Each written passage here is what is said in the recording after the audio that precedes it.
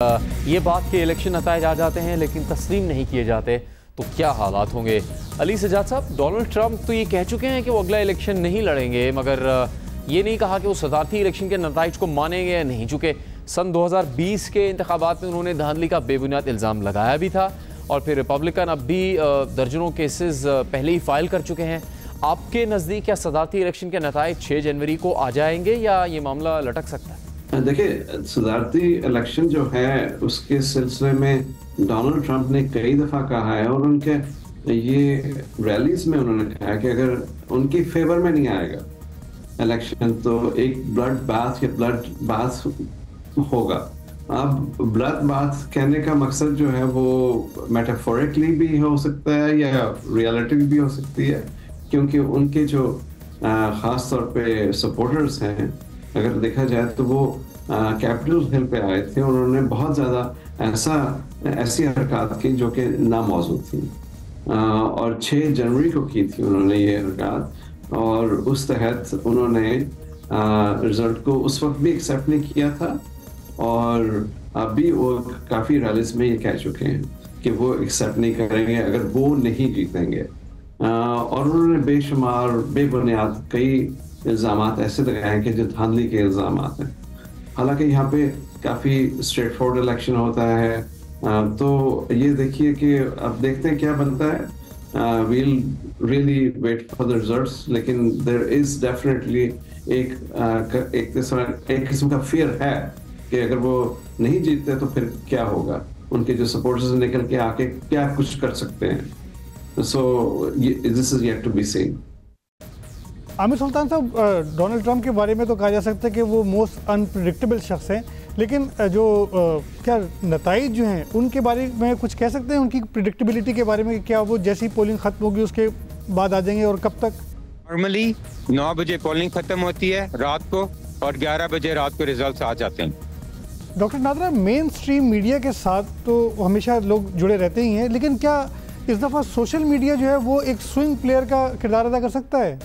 जैसे मैंने आपसे पहले जिक्र किया है कि वोटर्स जो स्विंग स्टेट्स में डिसाइड करते हैं, they are the deciding factor in US elections, क्योंकि बहुत सारी स्टेट्स जो हैं उनका रिजल्ट ऑलमोस्ट सिमिलर ही रहता है।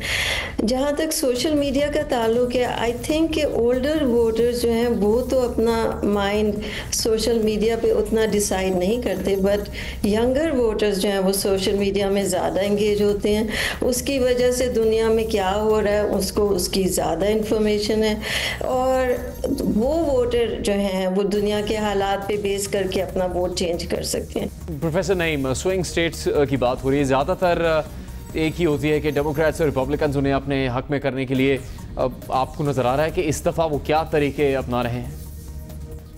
देखिए, ये तो पॉलिटिक्स है और मेरे ख्याल है पॉलिटिक्स में हर वो हरबा इस्तेमाल किया जाता है जो किया जाना चाहिए। अब इसमें हम देखते हैं अमेरिकन इलेक्शन में अब तक जो मुख्तलिफ हरबे दोनों कैंडिडेट्स ने इस्तेमाल किए हैं, एक तो सोशल मीडिया का बड़ा खातिर का इस्तेमाल हुआ है और जिसमें फियर बेस्ड मैसेजेस एक दूसरे के खिलाफ कि अगर ये सदारती उम्मीदवार आ जाएगा तो ये इमिग्रेशन की पॉलिसी को सख्त कर देगा या नरम कर देगा, जिससे अमेरिका की जो इकॉनमी है उसके ऊपर खास बुरा असर पड़ेगा। और ट्रंप जो है वो इस मामले को ज़्यादा आगे बढ़ा रहे हैं, जिसमें वो जो डोमेस्टिक इश्यूज हैं, खासतौर पर अमेरिकन इकॉनमी, जो इमिग्रेंट्स आते हैं अमेरिका में, खासतौर पर लैटिनोज या मैक्सिकन, जिसकी वजह से अमेरिकन की अपनी जो स्पेस है वो कम हो रही है।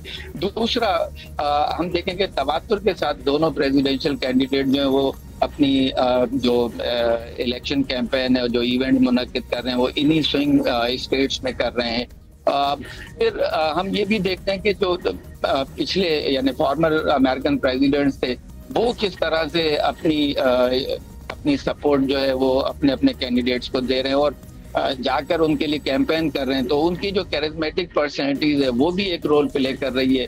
फिर एक बड़ा इम्पोर्टेंट फैक्टर जो एलन मस्क के हवाले से आ रहा है कि जो उन्होंने यूज ऑफ मनी हो रही है इस इलेक्शन में, खास तौर पे जो उन्होंने अनाउंस किया हुआ है $1 मिलियन, तो ये वो अवामिल हैं जो वो फैक्टर्स हैं या टैक्टिक्स में कहूँ कि जो इस वक्त दोनों प्रेसिडेंशियल कैंडिडेट जो हैं वो एक दूसरे के खिलाफ इस्तेमाल कर रहे हैं और अपने हक में इस्तेमाल कर रहे हैं। डॉक्टर मिनहाज, मुसलमानों के लिए तो मिडिल ईस्ट जो है वो एक बड़ा स्विंग इशू है, मसीहियों के लिए स्विंग इशू क्या है? मसीहियों के लिए मैं अब वही बात करूंगी कि मिडिल ईस्ट जो है बहुत ज़्यादा इम्पोर्टेंट है, चाहे वो मुसलमान हैं, चाहे वो ज्यूज़ हैं और चाहे वो क्रिश्चियंस हैं, क्योंकि हम जब अब्राहमिक रिलीजन की बात करते हैं तो यहीं से शुरू हुआ और फिर उसमें आप एंड टाइम्स और ये जो सेकंड कमिंग ऑफ क्राइस्ट और ये सारी चीज़ें आती हैं, उसमें फिर आप ये देखेंगे कि ट्रेडिशनलिस्ट का रेशियो क्या है या पॉपुलेशन की परसेंटेज क्या है, मेन स्ट्रीम की क्या है, मॉडरेट की क्या है, और वो किस तरह से उसको वो देखते हैं। तो क्रिश्चियंस में मैं समझती हूँ कि इवेंजेलिकल्स के लिए इज़राइल बहुत ज़्यादा ज़रूरी है। इसी तरह बाकी जो डिनोमिनेशंस हैं उनके लिए भी वो वही मज़हबी अहमियत रखता है। और इसके साथ साथ फिर आपको वो लोग भी जो मेन स्ट्रीम हैं क्रिश्चियंस, वो लोग भी उनके ख्यालात को भी देखना होगा, क्योंकि वो ज़्यादातर कहते हैं कि अमेरिका को इनवर्ड लुकिंग होना चाहिए कि पहले जो वहाँ के इश्यूज हैं वो रिजॉल्व करें। अभी जैसे ये इन्फ्लेशन है या इकोनॉमिक पॉलिसीज़ हैं कि अमेरिका जो है मुख्तलिफ रीजन्स में वो इंगेज्ड है वॉर्स में, तो उससे उनकी इकोनॉमी काफ़ी ड्रेन हो रही है। सो एक मेन स्ट्रीम क्रिश्चियन के लिए ये बहुत ज़रूरी होगा कि उसके लिए जॉब अपॉर्चुनिटीज़ हों, के हेल्थ केयर के इश्यूज को एड्रेस किया जा सके, एजुकेशन का एक्सेस जो है वो एक आसान मरहला हो उनके लिए, तो वो उनकी तरफ देखेंगे।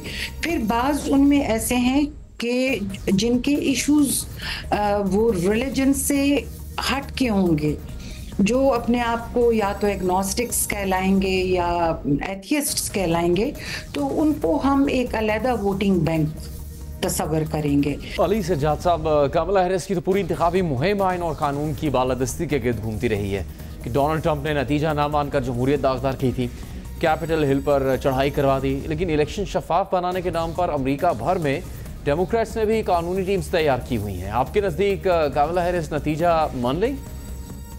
देखिए, अगेन मैं तो डेमोक्रेट हूँ, लेकिन मैंने ये देखा है even being in the party, हमने ये बात नहीं सुनी कि हम नतीजा नहीं मानेंगे, या इवन कमला हैरिस के कभी भी अल्फाज में ये नहीं सुने कि जी हम नतीजा नहीं मानेंगे, बल्कि उन्होंने एक तरह से इसको एक्सेप्ट करने के लिए ऑलवेज हमेशा एक जो है ना अच्छी और पॉजिटिव वैसे इसको कहा भी है, हर रैली पे कहा है, और मैं खुद डीएनसी पे था।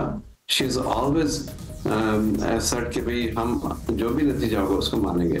हाँ, अपनी तरफ से कोशिश जरूर करेंगे और कोशिश कर भी रहे हैं as a democratic party, as democrats all across the country, all across the swing states. पूरी कोशिश है। जिस तरह मैंने आपसे कहा कि सुबह भी एक मैं रैली पे था, वो हमारी डेमोक्रेट्स की रैली थी और बड़ी अच्छी रैली थी, और उसमें मुझे भी खिताब करने का मौका मिला। लेकिन ये कि एक जो रैली थी वो इस तरह थी कि हमने इकट्ठे होकर फिर जाके डोर नॉकिंग करनी है और कैंपेन करनी है इस पूरे वीकेंड पे। तो कोशिश हमारी यही है कि ग्रास रूट लेवल पे जो है हम कैंपेन करते रहें एज डेमोक्रेट्स और even as Americans. Naseem Haider, बहुत कम वक्त रह गया है कि इलेक्शन का दिन आए। अमेरिका में इलेक्शन के अगले रोज़ क्या होगा? कुछ भी हो सकता है या फिर वही जैसे कि होना चाहिए? देखिए, मंगल को इलेक्शन है, मंगल के बाद बुध। कहते हैं कि बुध लगाए सुध, लेकिन यहाँ बज़ाहिर ये लगता है कि मंगल के बाद दंगल होगा। और अगर आपको याद हो, पहले प्रोग्राम में हमारे एम्बेसडर मलिहा लोधी ने हमसे कहा था कि कुछ लोग ये जो कह रहे हैं कि डोनाल्ड ट्रंप तब्दील हो गए, तो मेरे ख्याल में वो ठीक नहीं है, क्योंकि जो उनके बाद के बयानात हैं उनसे लगता है कि डोनाल्ड ट्रंप वही हैं जो 2016 में थे या उससे पहले थे। तो ये देखना होगा कि क्या अगर वो नताइज मान लेते हैं तो फिर इसका मतलब है कि डोनाल्ड ट्रंप भी तब्दील हो गए। और कुछ लोगों का कहना है कि उससे ज़्यादा मुश्किल भी साबित हो सकते हैं।